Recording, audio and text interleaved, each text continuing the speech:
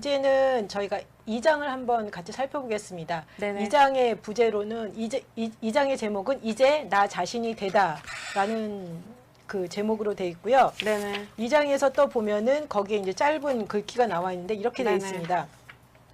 소명은 의지에서 나오지 않는다. 그것은 듣는 데에서부터 출발한다.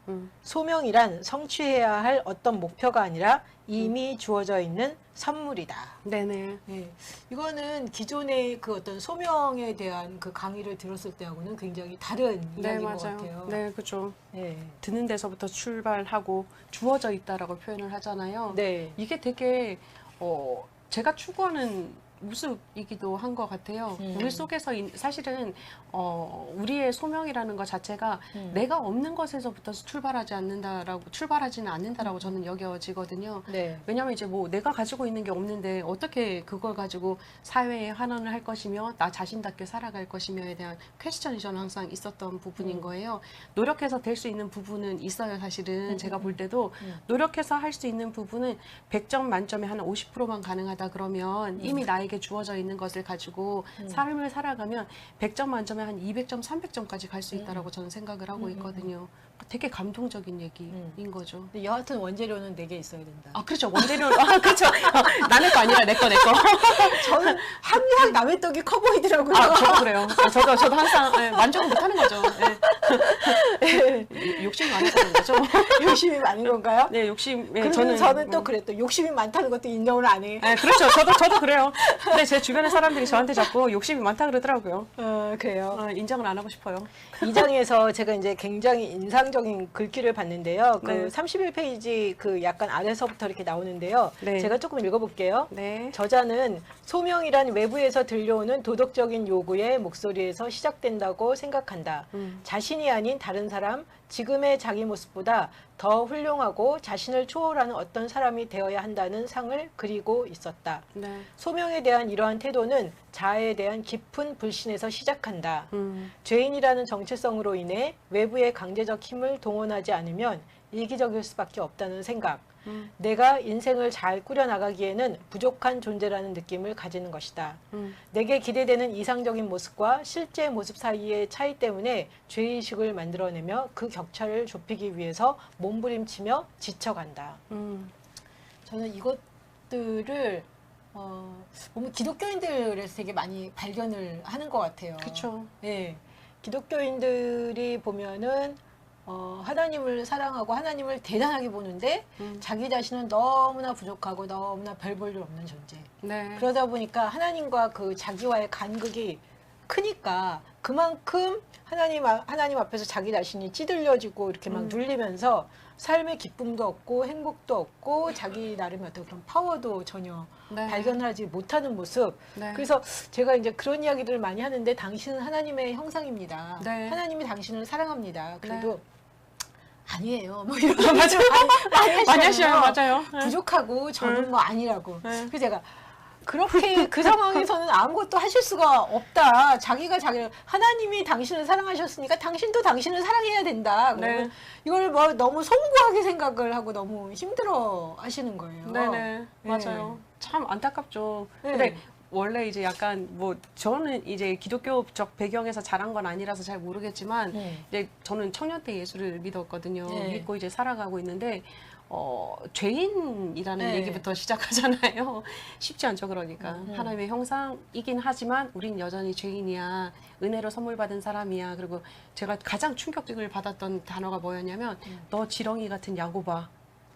아, 나 너무 싫어. 저도요. 지렁이? 내가 지렁이? 이런 느낌이었거든요. 그런데 그거는 너무 그 국소적인 하나님에 대한 우리의 그 대한 표현이라고 저는 느껴지거든요. 근데 그러면서 사람들이 어떻게 보면 자기는 굉장히 겸손하다라고 착각을 하는 것 같아요. 자기 그렇죠. 비하를 겸손이라고. 네네. 근데 저도 이제 죄인이라는 소리를 많이 들었는데 그러다 보니까 제 자신이 너무 힘들어졌어요. 그러다가 이제 저는 성경을 볼 때 어디서부터 보냐면 하나님께서 나를 하나님의 형상으로 창조하셨다. 저는 거기서부터 봐요. 네네. 항상. 네네. 그래서 전 죄인부터 보지 않고 나는 하나님의 형상이다. 네. 하나님의 형상이 때로는 죄를 짓기도 하지만 그렇죠. 그래도 나의 그 원래 근본 본성은 하나님의 형상이고 나는 나를 통해서 하나님이 드러나는 것이다. 저는 이렇게 빡빡 우기고 있어요. 네네. 그리고 저는 그게 맞다라고 생각을 하고 네. 그런데 이게 좀 뭐라 그러나 그 예전에 그 보수적인 그 어떤 기독교 교육을 받으신 분들은 그냥 자기를 겸손하게 생각하는 것이 하나님 앞에 뭐 이쁨을 받는다 이렇게 생각하는 게 되게 강하신지 이게 잘 되게 안 되고 그쵸. 그거로 말미암아 오히려 하나님과 하나 되는 게 아니라 하나님과 분리되면서 점점 네네. 자기 자신을 잃어가고 자기 모습대로 살아가지 못하는 것들을 많이 발견을 하면서 맞아요. 저는 좀 많이 안타깝더라고요. 그죠. 근데 이거 이제 자기 비하를 겸손으로 보는 거는 제가 네. 보니까 우리나라 특유의 이제 그 문화하고 되게 연결이 많이 되어 있는 것 같아요. 우리나라의 문화. 네네. 그러니까 우리는 뭐 아유 너무 잘해요. 뭐 아예 못하지 뭐 이런 게 되게 우리는 겸손이라고 배워왔잖아요. 근데 제가 그 1년 동안 그 신대원 때 그 스웨덴에 가서 견습을 한 적이 있었어요. 아. 근데 제가 만나본 서양 분들은 되게 달랐었어요. 어떻게 반응하셨어요? 잘해. 그렇지. 나 이거 잘해. 난 이건 자신 있어. 어. 깜짝 놀랐죠. 제가 아니 이 목사님들은 왜 이렇게 교만하지 이런 생각했었거든요. 그런데 네. 보니까 제가 그거를 보고 다시 이제 그분들하고의 경험을 통해서 다시 성경을 보기 시작하면서 깨달은 게 저도 이제 선생님하고 똑같은 거예요. 하나님의 형상대로 우리는 존귀의 여김을 받는 자인 거죠. 그런데 겸손이라는 것은 무엇이냐? 그러니까 제가 성경을 다시 봤단 말이에요. 빌립보서 말씀을 다시 보면서 봤더니 겸손은 나를 낮추는 게 아니라 남을 나보다 높이는 거였어요. 남을 나보다 높이는 거. 게 겸손. 네. 나도 하나님의 형상이야. 나도 되게 훌륭한 사람이야. 그러나 너도 하나님의 형상이야. 너는 더 훌륭해라고 바라봐주는 게 겸손이라는 것을 깨달았죠. 그리고 나서 이제 자존감. 하나님이 나를 만드신 게 얼마나 아름답게 만드셨나. 보시기에도 눈이 시릴 정도로 아름답게 만드셨구나라는 걸 받아들이게 되더라고요. 제가 가끔 이 이야기하면 친구들이 막 웃고 막 그랬었는데 네. 예전에 저도 이제 20대 후반에 신앙생활을 시작했어요. 네네. 근데 그때 저한테 이렇게 와닿는 느낌은 왕이신 하나님. 이게 너무 컸어. 그 왕이신 하나님 앞에 나는 근데 처음에 왕이신 하나님이 나에게 모든 거를 다 해줄 수 있다라는 생각이 드니까 그 파워풀한 하나님이 너무 좋았어요. 네네. 또 어느 순간인가 내가 왕이신 하나님에 깔려 죽을 것 같았어. 그쵸. 너무 크시죠? 하나님은 너무 크고 근데 거기에 내 존재는 보이지 않고 나는 네네. 고개 또 못 들고 말 한마디를 하려고 해도 이게 내가 잘난 척하는 건가? 이래서 내가 말을 할 수가 없는 그런 분위기가 계속되는 거예요. 맞아. 어느 순간 너무 힘들었어요. 그러다가 이제 저도 이제 영국에서 공부를 하는 시기가 있었는데 그때 이제 공부를 하는데 딱 보니까 나는 내가 알고 있는 하나님은 왕이신 하나님이었는데 거기는 친구 같은 하나님인 거예요. 네, 맞아요. 뭐야 똑같이 하나님을 믿는데 왜 이렇게 달라? 너무 다르네? 하면서 저는 그때 든 생각이 야 이게 공부를 해야 되는 거구나. 안 그러면 그냥 내가 아는 게 다라고 생각을 하는구나. 네네. 그러면서 제가 그때부터 본격적으로 공부를 하기 시작했어요. 이게 모르면은 신앙생활도 남이 믿는 대로 따라갈 수밖에 없구나. 맞아요, 라는 맞아요. 생각이 들고 저는 인간 하나님의 형상. 네. 내가 하나님의 형상이네? 나는 하나님의 형상으로 내가 정말 이렇게 회복된 온전한 모습으로 살고 싶어. 저는 이제 그게 굉장히 강해졌어요. 네네. 그게 강해져서 근데 내 모습 보니까 약간 찌든 것 같아. 이건 아니야. 이렇게 살면 안 돼. 이러면서 저는 그때부터 사실은 계속 저를 찾아가는 작업들을 저도 이제 오랜 시간 한 것 네네. 같아요. 근데 오랜 시간 해왔는데도 여전히 보니까 여전히 지금도 보니까 나를 누르고 있는 것들이 너무 많이 보이니까 한편으로는 너무 좌절스러웠어요. 이게 뭐야? 이때까지 했는데도 이거밖에 안 됐어? 여전히 누르고 있네? 막 이런. 느낌이 있으시구나. 저는 어떤 차이를 보냐면 여전히 사실은 우리가 사람의 세계관은 그렇게 쉽게 바뀌지 않아요. 우리가 인지를 하고 아무리 연습을 한다 해도 근데 저는 뭘 한 가지를 봤냐면 저번에는 내가 인지조차를 못했는데 이제는 내가 눌려있다라는 걸 인지하네. 내가 자유롭지 못하다라는 걸 인지하고 있네. 네. 내가 아직까지도 요즘에 이런 부정적인 감정에 대해서 표현하기를 힘들어하는 걸 알고 있네. 깨달음 자체가 저는 되게 놀라운 통찰이라고 생각을 해요. 그게 발전이라고 생각을 하고요. 발전이긴 한데 이때까지 했는데 이거밖에 못했단 말이야? 라는 생각이 드는 거였죠. 평생의 과업이죠, 사실. 아, 자기됨은. 그렇긴 한데 쉽지 저는 않죠. 지금 완벽하게 자유롭고 싶거든요. 욕심이 너무 큰가요? 그렇죠. 왜 나는 급하지? 라는 거 생각해 보셔야 될 것 같은데요. 근데 가끔 보면 네. 어떤 책들 보면 네. 어느 순간 완벽하게 자유로워, 뭐 완벽하기보다는 이렇게 거의 삶의 끝자락에 가서 고난의 그 최고의 위기를 통해서 완전히 이렇게 딱 이렇게 그쵸. 치고 나오는 예. 사람들이 있더라고요. 간혹 있으시죠. 그런 분들의 책들을 읽다 보면 너무 부럽다. 그렇죠. 네, 어떻게 안 될까요? 예, 여기서는 얘기하잖아요. 자기됨이 중요하다. 또 이제 그 놀라운 분을 우리가 보고 또 달려가고자 하는 마음이 있는 거죠.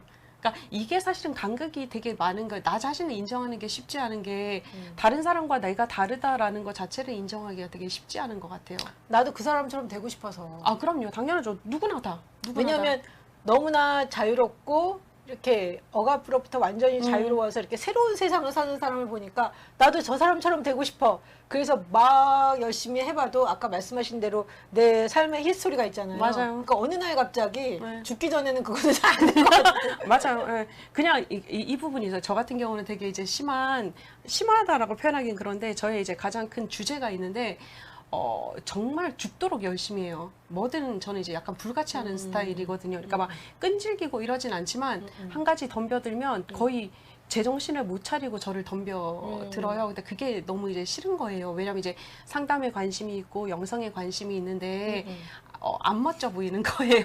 속된 말로 안 멋져 보이고 너무 열심히 살다 보면 여유 공간이 사실은 많지가 않게 되는 거예요. 뭐 지금도 제가 하는 일에서는 거의 정신줄을 놓고 막 달려간단 말이에요. 근데 여유 공간이 없으면 저 같은 경우는 어떻게 느끼냐면 다른 사람을 받아들일 공간도 별로 없고 이제 저의 이제 절대자인 하나님을 받아들이는 공간도 많지 않다라고 느끼기 때문에 이 부분을 최대한 억누르고 제가 살았어요, 한동안. 근데 나타나더라고요. 그냥 열심히 하고 싶으면 열심히 하는 게 저는 답인 것 같아요. 맞아요. 그러니까 그게 자기를 받아들이는 거예요. 내가 보기에 이게 약간 약하더라도 이게 못 떨어지지 않아서 요걸 감추고 싶지만 그럼에도 불구하고 내 삶의 전반에선 다 나타나거든요. 그러니까 이게 나구나라고 인정하는 건 저는 필요하죠. 제가 어렸을 때 생각해 보면 초등학교 3, 4학년 때 이때도 숙제를 안 하면 바깥을 안 나갔어. 아, 진짜요? 숙제를 다 끝내야지 나갔어. 그리고 학교 가면 열심히 손들고 발표했어. 그러셨구나. 발표력이 뛰어나고 정말 열심히 숙제하고 책 열심히 읽고 막 이랬어요. 네.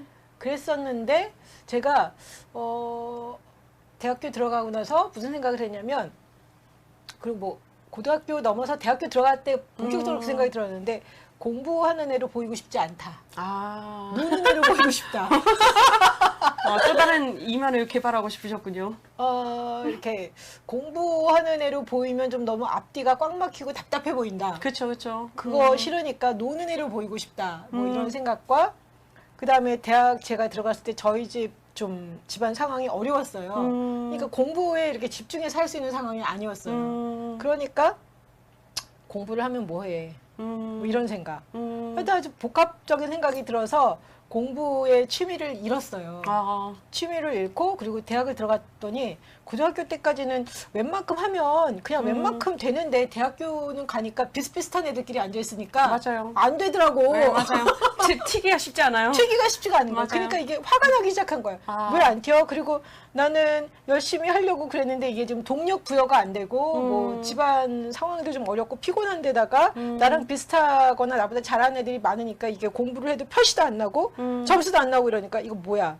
그러면서 저도 모르게 이렇게 확 나버린 것 같아요. 네. 네. 그리고 나버리고, 그러다가 대학교 3학년 2학기쯤 됐을 때 무슨 생각이 들었냐면, 야, 대학교 졸업을 하면 내 앞은 내가 꾸려서 살아야 되겠구나, 이 생각이 드는 거예요. 그 전까지는 뭐 대학 졸업하면 대학원 가고 그러다가 뭐 결혼하고 뭐 이런 식으로 생각을 했는데, 이거 아니야. 그리고 대학교 졸업을 하면은 내 앞은 내가 꾸려서 살아야 되고, 이 생각이 딱 나기 시작했어요. 네네. 그래가지고 제가 하기 시작한 게 열심히 공부를 하기 시작했어. 근데 무슨 공부를 하기 시작했냐면 영어 공부를 하기 시작했어요. 왜냐하면 영어를 못하면 취직을 못한대더라. 주변에서 애들이 다 그러길래, 그래? 그러면 나도 지금 그 모든 그 전공 필수 말고는, 제가 전공을 불어를 했는데 전공 필수 말고는 몽땅 다 영어로 다 돌려서 하루에 정말 1년 동안 열심히 영어 공부만 했어. 그리고 4학년 2학기 때 제가 취직을 했다는 거 아니에요. 1학살 됐는데 오라 그래서 가기 시작해서 제가 취직을 했어요. 그래서 이제 직장 생활을 하기 시작을 하고 무역회사에서 쭉 일을 했었는데, 그때 내내 드는 생각이 공부하는 모습으로 보이고 싶지 않은 거예요. 네. 그리고 나는 공부에 관심도 없고 공부도 못하고 어느 순간 이제 내 머리에 이게 꽉 차 있었던 거예요. 그러다가 제가 20대 후반에 완전 너무 열심히 살다가 완전 널브러졌어요. 아, 탈진. 예, 탈진. 탈진, 완전 탈진. 20대는 보니까 돈을 벌어보니까 돈도 벌리더라고요. 맞아요. 그래서 아니, 돈도 버니까 벌리는데 도대체 이러면서 약간 뭐 여러 가지 뭐 사회에 대해서도 뭐 부모님에 대해서도 약간 뭐 여러 가지 불평, 불만과 막 이런 것들이 막 쌓이고 있었는데 20대 후반에 완전 뻗었어. 뻗고 나서 그때 이제 저는 이제 신앙생활을 시작했는데 그러면서 제가 하나님을 믿기 시작하니까 하나님이 날 사랑하고 하나님이 나를 위해서 모든 걸 다 해준다 그러니까 너무 좋은 거야. 그쵸. 나 아무것도 안 해도 되네. 그죠. 나 아무것도 안 해도 되네? 뭐 이러면서 뭐라 그러나 그냥 신앙생활만 열심히 하면, 맞아요. 예, 예. 근데 저도 이제 기본적으로 보면 이게 노는 스타일은 아닌 것 네. 같아요. 근데 그때 제가 다시 신앙생활을 하면서 이제 발견하기 시작한 게 내가 공부를 싫어하는 사람이 아니구나. 나 공부하는 거 좋아하는 사람이구나. 근데 그러니까 10대 후반서부터 20대 내내 받아들이지를 않았던 그냥 일도 잘해요, 저도. 일도 잘하는데 일보다 일 잘하는 거로 보이기보다는 그러니까 공부 잘하는 걸로 보이는 거는 별로 안 좋다라는 생각이 딱 있어서 포기를 했는데 알고 보니까 제가 공부에 되게 관심이 많은 사람이었어요. 그래서 그때부터 이렇게 책을 보기 시작하고 공부를 하기 시작하면서 저도 한 10년간 공부를 한 것 같아요. 30대 내내 학교 다니면서. 네네. 그런데 행복했어. 그쵸. 그래서 제가 발견한 거예요. 내가 공부를 좋아하는 사람이었구나. 그리고 나는 범생이구나. 근데 그 전에는 범생인 것도 싫고 맞아요. 공부하는 것처럼 보이는 것도 싫고 네. 근데 저한테 어떻게 보면 열린 길이라는 거는 공부하는 길만 쭉 열렸어요. 나머지는 열리지 않고 그래서 공부를 쭉 해왔는데 그러면서 제가 저를 인정했던 것 같아요. 내가 공부하는 거 좋아하는 사람이구나. 지금은 아주 편하네요. 그럼요. 사실 그 부분이 있는 것 같아요. 그러니까 공부하는 게 내가 나 범생이 싫어라고 얘기하는 것 중에 하나는 사실 대학 가면 눈에 띄기 쉽지 않잖아요. 네. 공부가 안 되더라니까요. 그만 수준이니까요. 네, 네. 그러다 보니까 자존심 상하는 거죠. 네. 나는 열심히 했는데도 성적이 안 나오는 게 정말 싫잖아요. 그 열심히 해도 될까 막 이런 생각이 그러니까요. 들었어. 자기에 대한 회의감 네. 있잖아요. 그러니까 다른 데로 혹시 관심을 돌린 게 아니실까? 나는 공부하기보다는 그냥 범생이로 보이기보다는 뭐 그냥 적당하게 해도 적당하게 공부도 해. 그리고 적당하게 잘 놀 수도 있어. 이런 약간 그런 거였던 것 같아요. 네. 그러니까 그런 부분이 참 우리를 되게 좌지우지 많이 하기는 해요. 그러니까 내가 나의 이제 어두운 부분, 이제 융의 식으로 하면 이제 그림자라고 표현을 하는데 이런 부분을 감추기 위해서 하는 행동들이 되게 많죠. 예, 어떻게 보면 두려움. 네, 내가 맞아요. 하는 만큼 되지도 않고 내가 지금 열심히 공부만 할 수 있는 집안 상황도 상황이 아니고. 아니다. 그러니까 내가 그럼 공부를 하면 안 되겠네. 뭐 막 이런 생각. 그렇죠. 예, 근데, 근데 4학년 때 취직이 됐어. 역시 그런 거죠. 예. 그런 마음. 일해보니까 되네. 뭐 막 이러면서. 이거는 사실은 보면 우리가 이제 내적 자아의 임파워링은 아닌 부분인 거예요. 근데 대신 외적 자아의 임파워링은 되는 거예요. 그렇죠. 내가 예. 가지고 있는 명예, 내가 가지고 예. 있는 지위, 예. 수입, 그죠? 예. 근데 이거하고 이제 내적인 자아하고 이제 괴리가 같이 가야 되는데. 맞아요. 같이 안 가면 안 가서 이제 힘든 거예요. 그래서 제가 20대 후반에 완전히 뻗었다니까요.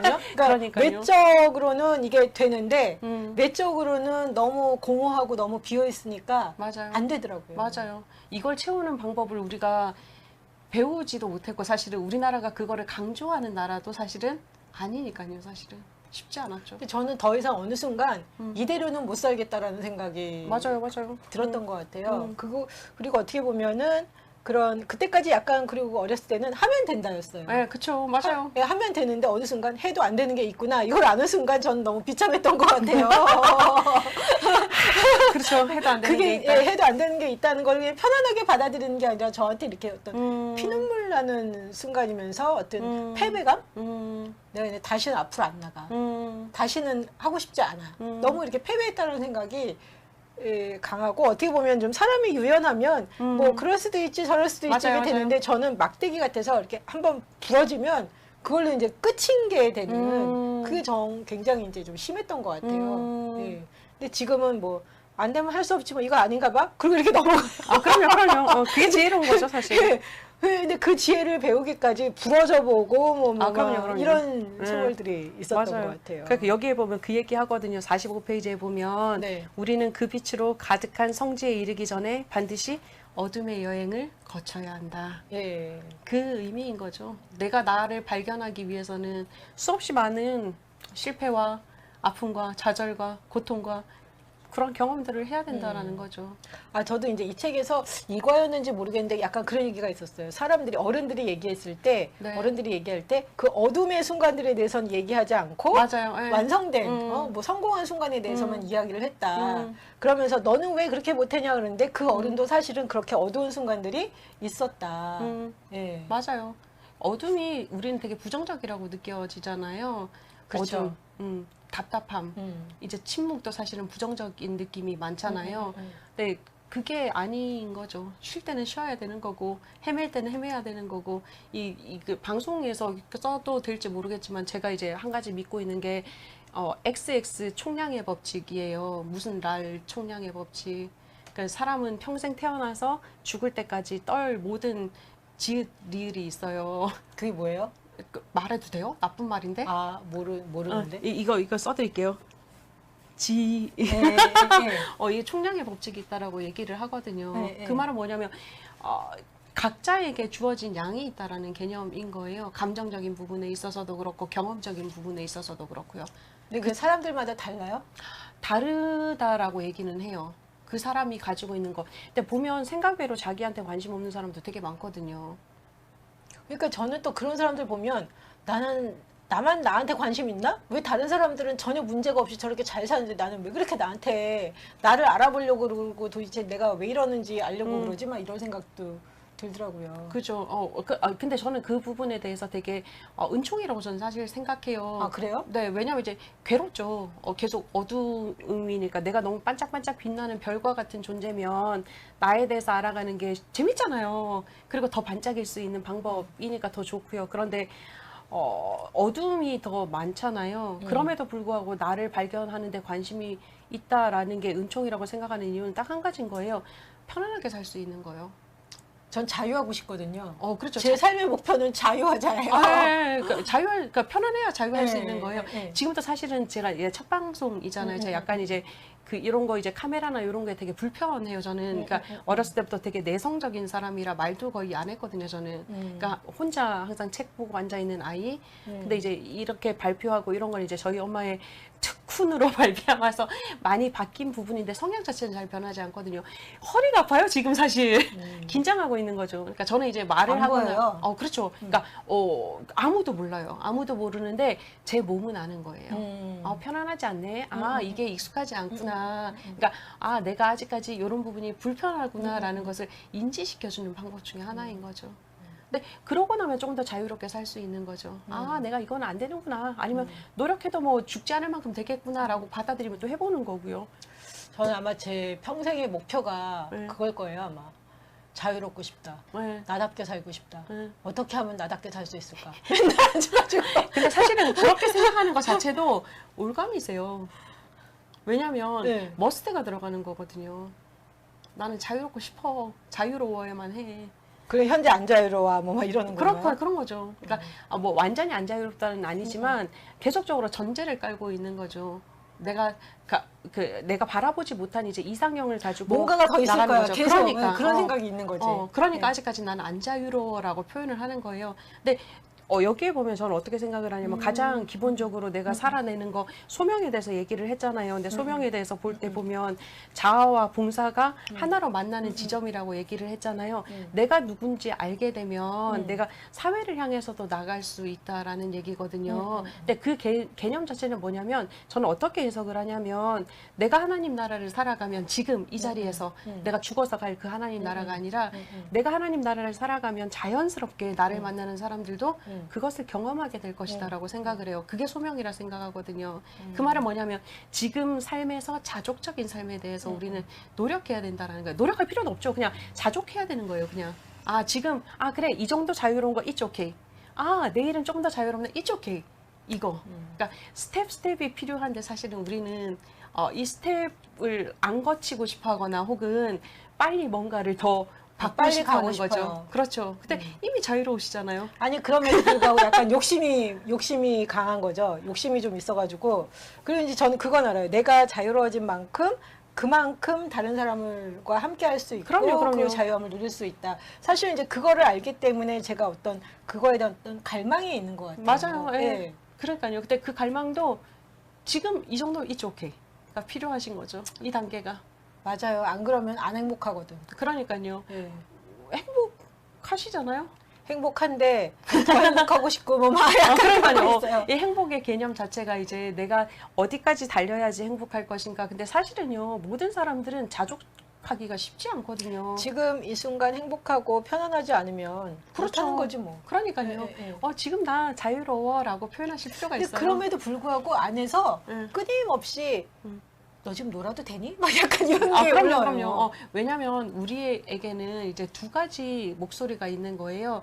나를 받아들여주는 이제 참 목소리가 있지만 나를 계속적으로 채찍질하는 네. 이제 선생의 목소리가 있죠. 우리가 그 에고라고 얘기하잖아요. 네, 네. 그러다 보니까 계속적으로 그런 부분이 있는데 그 목소리도 들어야 할 필요가 있지만 안 들어도 될 필요가 있어요. 자꾸만 솔깃해져. 그죠? 쉽지 않죠. 안 그러려고 그러는데 자꾸만 솔깃해져. 어. 그래도 이제 많이 좀 이렇게 좀 놔주고 아니야 놀아도 돼 괜찮아 하고 이제 저를 이렇게 껴안아 주려고 이제 저도 좀 많이. 근데 사실은 저는 어떻게 생각하냐면 그런 이제 나를 이제 채찍질하는 목소리도 저는 받아들여줘요. 근데 대신 그 채찍질이 저한테 안 돌아가게만 하면 돼요. 어떻게? 그래 나 놀아도 돼? 놀아도 돼? 아 네가 불안하구나. 그러니까 자꾸 이런 목소리가 올라오는구나. 그렇게 만나주는 거예요. 됐다 안 됐다 그래요. 그렇죠. 저는 그러니까 제 내면의 소리에 대해서 이게 네. 오라 안 오라라고 해주지 않아요. 그냥 그 감정 자체에 올라오는 감정에 그대로. 대해서 반응을 해주는 거예요. 아, 네가 지금 이렇게 달려야 된다라고 자꾸 조급함이 생기는구나. 그러니까 그럴 수도 있어. 그렇게. 아, 지금 쉬어도 된다고 느끼는구나. 그래, 그럴 수도 있어. 이렇게 황희선생이 되는 거죠. 요즘에 이제 조금 제가 이제 그 작업들을 하고 있는데 예전에는 그 작업들을 잘 못했던 것 같아요. 쉽지 않죠. 계속 이렇게 밀고 푸시하죠. 있던 것 같아요. 맞아요. 네. 근데 좀 역설적으로 보면 어떻게 보면 그렇게 계속 달려왔기 때문에 지금까지 왔다라는 것도 맞아요. 있어요. 그럼요. 그러니까 다 플러스 마이너스가 있는 거구나. 그럼요. 그냥 이제 그렇게 보게 되더라고요. 또 어쩌면 그 선생님 자체가 푸시하는 게 선생님일 수도 있어요. 내가 아니다라고 부인하지 말고 그게 나일 수도 있다라는 생각도 해보실 필요가 있으세요. 그게 나면 어떻게 되는 건가요? 그러면 그 푸시를 받아들여서 또 가면 되는 거예요. 그러다가 이제 쉬라 그러면 또 쉬면 되는 거예요. 간단하죠. 진짜 간단. It's simple. 근데 이제 그 내면의 소리에 따라서 내가 움직이는 것 자체가 쉽지 않아서 그런 거지. 되게 심플해요. 저는 받아들이기로 했거든요. 열성적인 박미라. 죽도록 뛰는 박미라 받아들이기로 했거든요. 저도 약간 그렇거든. 그렇죠. 네. 모습이 약간 다를 뿐이지. 네. 그렇잖아요. 받아들이면 되는 거예요. 아, 그래. 열성적으로 뛰자. 파이팅! 그러다가 이제 좀 쉬어야 되지 않을까라는 또 소리가 이제 오거나 아니면 제가 또 제 마음의 소리를 놓쳐서 몸이 아프거나 이러면 감사합니다. 쉬겠습니다. 쉬면 되는 거죠. 뭐가 문제겠어요. 항상 머릿속에 약간 그런 거, 너 놀면 안 돼. 약간. 그렇죠. 근데 그게 이제 너무 제 자신을 때로는 되게 피곤하게 만들잖아요. 맞아요. 그래서 저도 사실은 그래서 좀 여행을 많이 다녔던 것 같아요. 그때마다 이렇게 좀 끊어주기 위해서. 근데 어떻게 보면은 인정하고 계속 열심히 하는 거, 그럼 뭐 어떻게 보면 더 편해질 수도 있다는 생각은 그럼요, 드네요. 그럼요. 대신 이제 사인만 잘 알아차리면 되죠. 이제 이게 그 열심히 특심인 사람들의 특징 중에 하나는 과도하게 쓰잖아요. 저는 이제 하나님 나만큼 한 사람 있어 한번 나와보라 그래. 내가 얼마나 열심히 했는데 막 이러면서 삿대질. 저도 약간 그런 거라서 제가 열심히 살았잖아요. 하나님 대가를 주셔야죠. 저도 약간 그런 스타일이거든요. 근데 끊을 때는 끊을 줄 아는 지혜가 필요하긴 한 것 같아요. 그래서 조금 더 세밀해질 필요는 있어요. 왜냐면 열심히 특심일 때는 내면의 소리가 잘 들리지는 않거든요. 맞아요. 근데 그러면 이제 몸의 사인을 받아들일 필요가 있죠. 예. 제가 오늘 아침에 이런 네. 생각을 했어요.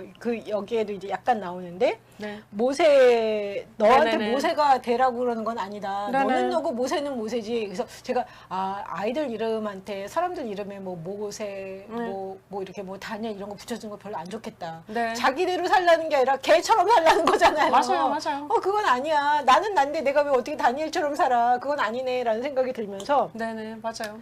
모세가 이렇게 40세 아래 보면 우리 동족이 고통받고 있으니까 도와줘야 되겠다 이 생각을 해가지고 이집트 사람들을 때려 죽이잖아요. 네네. 그러다가 이제 광야로 들어가잖아요. 네네. 그때 보니까 자기의 소명을 약간 깨닫기는 했구나. 자기가 자기 그 민족을 도와야 되겠다라는 생각을 했구나. 인지는 했는데 보면은 그 모세가 하나님으로부터 소명을 받아들이는 거는 80세인 거예요. 네네.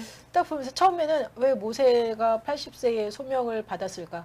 와, 나이도 정말 많은데 소명을 받아들이는 게 80세가 됐을 때 받아들였는데 그러면 네. 난 아직 괜찮네요. 이러는 순간 난 아직 80세는 아니잖아. 이러면서 소명이라는 게 뭐 20대, 10대 이렇게 막 딱 발견해서 그걸 가지고 막 가는 게 아니라 네네.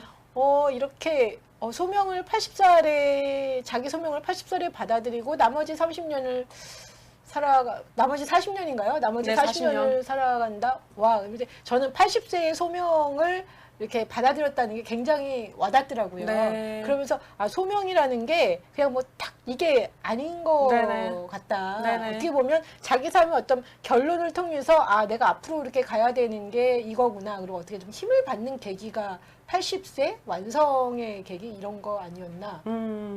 네, 저는 또 그 부분에선 그렇게 생각했어요. 힘 빼기 기간이라고 생각했어요. 힘 빼기 기간. 네네. 모세의 삶 자체가 되게 특출난 삶이었잖아요. 네. 특이한 삶이었죠. 그러니까 자기 자신이 내면의 소리를 들을 수 있는 타임이 아니었나라는 생각이 드는 거예요. 40살에는 자기의 그 에고의 음성, 내가 뭔가를 할 그렇죠. 수 맞아요. 있다라는 생각을 했는데 완전 내가 아무것도 할 수 없구나라는 거를 깨닫는 거잖아요. 깨닫는. 네네. 그 시간.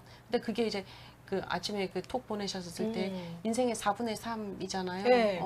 4분의 3이 되면 그냥 저는 이제 그거를 보면서 뭐 모세가 저한테 중요하진 않고 그럼 나도 인생의 4분의 3이 되면 소명에 따라서 살 수 있나 이 생각을 사실은 했거든요. 그래서 저는 네. 굉장히 다르게 보이더라고요. 그냥 예전에는 모세가 시내산? 맞아요. 시내산에서 80세의 소명.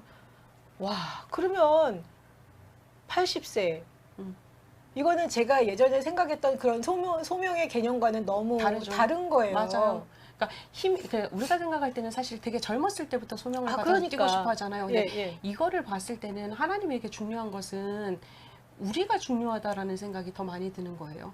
내가 뭘 가지고 있고 내가 어떤 힘을 가지고 있고 어떤 능력을 가지고 있고가 아니라 나를 온전히 비워내고 나를 발견해서 나 자신을 그 자산으로 드리는 거죠. 그랬을 때 하나님의 은총이 같이 만나서 이루어질 수 있는 게 소명이 아닌가라는 생각을 하게 되는 거예요.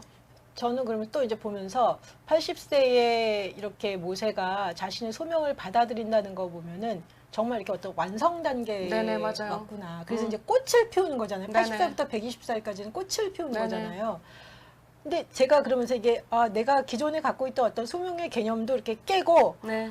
이렇게 80살에 그 자기의 소명을 이렇게 받아들이고 한다라는 거는 소명이라는 거 보면 어떻게 보면 원숭미에서 오는 거구나. 네네. 네. 그쵸. 굉장히 한편으로는 위로가 되면서 하나님이 나를 어디로 이렇게 끌고 가시나 보다. 네. 근데 모세가 80살이었으니까 뭐 다 마찬가지인가 보다. 그쵸, 맞아. 나눌 수 있는 나이라고 생각을 해요. 나를 나눌 수 있는 나이. 이 소명이라는 게 사실은 나 자신에게만 해당되는 게 아니라 그 나눠지는 부분도 해당이 되는 부분이니까요. 내가 이제 나를 제물로 드릴 수 있는 나이? 아깝지 않고. 보면 사실 소명받고 나서도 정말 열심히 고생했잖아요. 그쵸. 고생하고 자기의 분노도 내고 또 뭐 다시 회개도 하고 뭐 그런 모습을 보여줬잖아요. 그럼에도 불구하고 이제 나아갈 수 있었던 것, 그게 이제 완숙미라고 저는 생각을 하고요.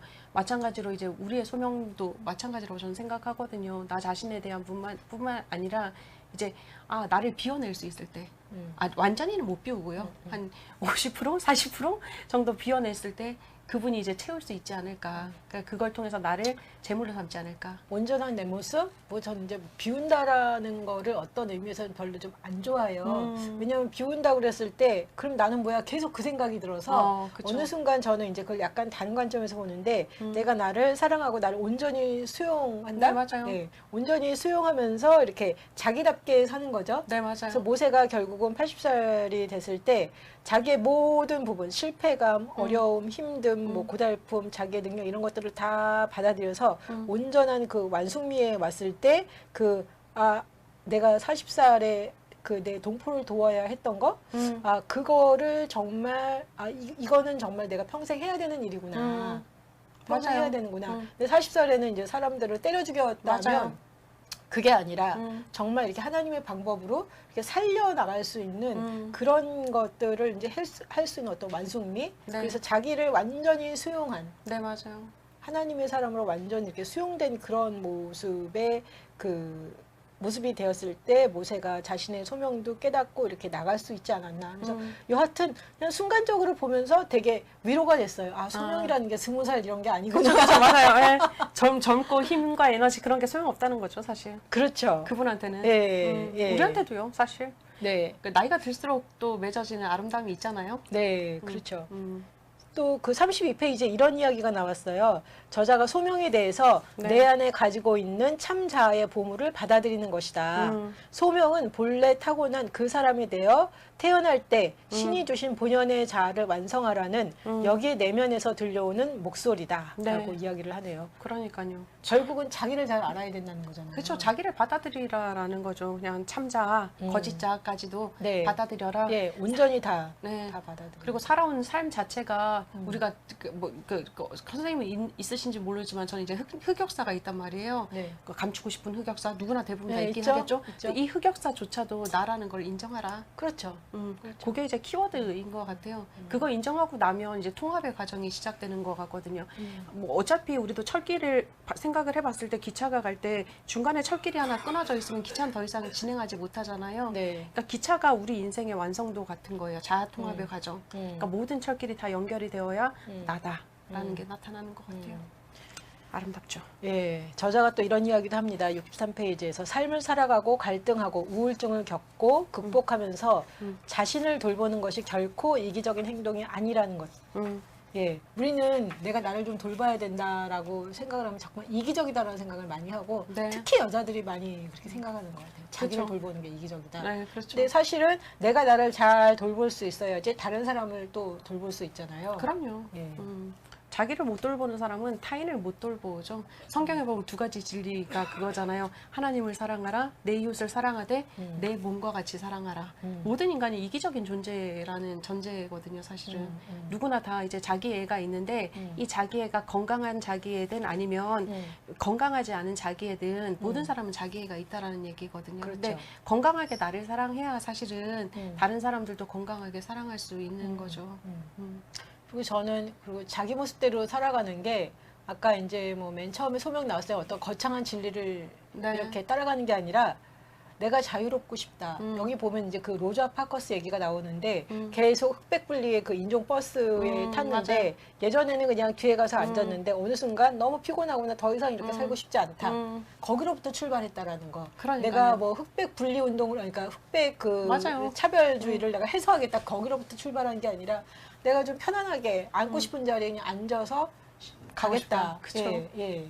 감동적이잖아요, 되게. 거창한 그 캐치프레이즈도 아니잖아요. 그렇죠. 나 그냥 편하게 앉아가고 싶은 단순한 거였어요. 그죠? 예, 예. 근데 그게 이제 시발점이 된 예, 부분인 예, 거잖아요. 예. 우리도 마찬가지인 것 같아요. 우리의 삶을 살아갈 때 거창한 게 필요할까요, 과연? 그냥 나로부터 시작된다고 생각이 돼요, 저는. 그쵸. 모든 게 나로부터 맞아요. 시작이 된다. 네. 작은 씨앗. 네. 근데 이 씨앗을 어떻게 키워가느냐는 우리의 몫이긴 하죠, 사실. 네. 그래서 로자 파커스가 보면 그런 이야기를 했대요. 내가 40년 넘게 스스로를 가둔 감옥에 비하면 벽돌과 철망으로 만들어진 당신네 감옥이 뭐가 그리 대단하겠습니까? 나는 이제 막 인종차별이라는 제도를 거부함으로써 그 감옥에서 빠져나온 걸요. 그러니까 그 흑백 차별에 그냥 그 전까지는 계속 순종하고 그냥 거기에 따라서 사는 거죠. 근데 어느 맞아요. 순간 나 더 이상 이렇게 살고 싶지 않아. 그냥 난 나답게 살고 싶어. 그러니까 그게 시발점이 이렇게 된 되면서 예, 딱 보면서 결국은 자기 자신에게 되게 이제 편안하게 살고 네, 맞아요. 싶다라는 거잖아요. 네. 내가 당신들 편안하게 살고 싶지 않고 내가 나를 나한테 좀 편안하게 살고 싶다. 예. 좋은 것 같아요. 예. 그러니까 나답게 살아가야 사실은 타인도 타인답다라는 걸 인정해 줄 수 있는 것 같고요. 그렇죠. 그래야지 조금 더 영역의 그 수용의 영역이 조금 더 넓어질 그렇죠. 수 있는 것 같고요. 나는 내가 편안한 게 좋으니까 그러면 당연히 당신도 편안한 편안해야 게 된다. 좋아져. 맞아요. 네, 이렇게 생각을 하니까 그죠? 아름다운 것 같아요. 혹시 이 장에서 더 이야기 나누고 싶으신 거? 는 계속적으로 수다를 떨어서 없는 네. 것 같아요. 예, 이렇게 저희가 2장에서 함께 네네. 살펴봤는데요. 이제 나 자신이 되다. 예. 맞아, 내가 내 자신으로 살아가는 건 한편으로는 되게 용기가 필요한 것 같고요. 나 맞아요. 자신을 좀 알아가겠다라는 네. 그런 시작. 네. 이 의지도 필요한 필요해요. 것 같습니다. 예. 그러니까요. 이제 3장을 저희가 함께 살펴보고 있는데요. 길이